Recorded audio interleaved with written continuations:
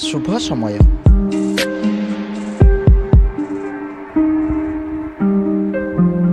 NTV स्वागत। आमे शिखिबा किछि नुआ प्रसंग। आस तेबे नुआ पाठ आड़क आगेगा।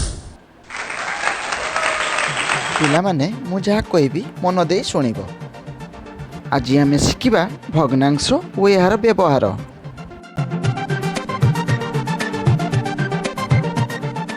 तो पिला माने भग्नांश कौन जानिबा पूर्वरु मु तुम मानंकु गपटिए कहबी। ए गपटी बोध हुए तुमे माने आगरू जानिथिबो। दुईटी बिलेई जनक घरु गोटे पिठा चोरी करी आनिथिले एवं ता भाग करू करू तांको भितर झगड़ा हला। समान भाग न होई परिबारु मांकड़र सहायता नेइथिले।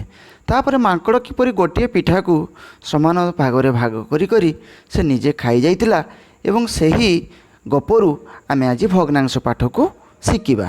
तेबे भग्नांश सह परिचित हवा को हेले आउ किछि उदाहरण नहीं से विषय आलोचना करिबा। ये होछि गोटे चॉकलेट। एही चॉकलेट को देखि आमे भग्नांश संपर्क रे आउ अधिक किछि जानिबा। कहिलो देखि तेबे एही गोटिए चॉकलेट को समान केते भागरे विभक्त करा जाइछि।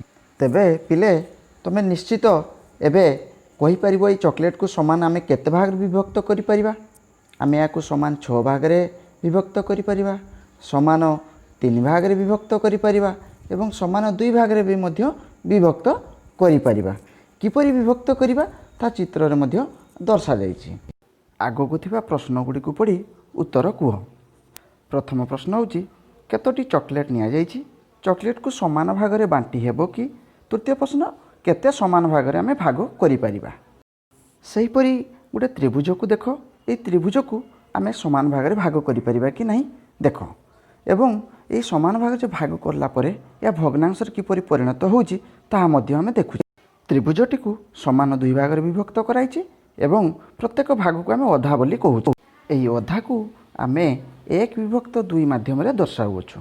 एही 1 विभक्त 2 रो अर्थ होउछि समान 2 भाग रु 1 भाग। तापर चित्र को मध्य समान 2 भाग कराइछि।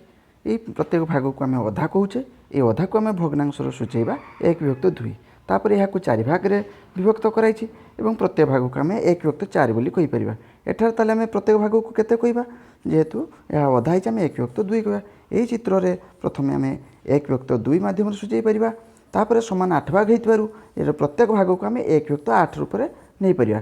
जतिके अंश चित्रित होइछि 4 भाग चित्रित होइतिबारु याक आमे 4 विभक्त 8 माध्यम रे आमे सूचेई परिबा। एहीपरि आमे समान भागरे भाग करी राम ओ हरिଙ୍କ ମଧ୍ୟରେ ବାଣ୍ଟି ପାରିବା।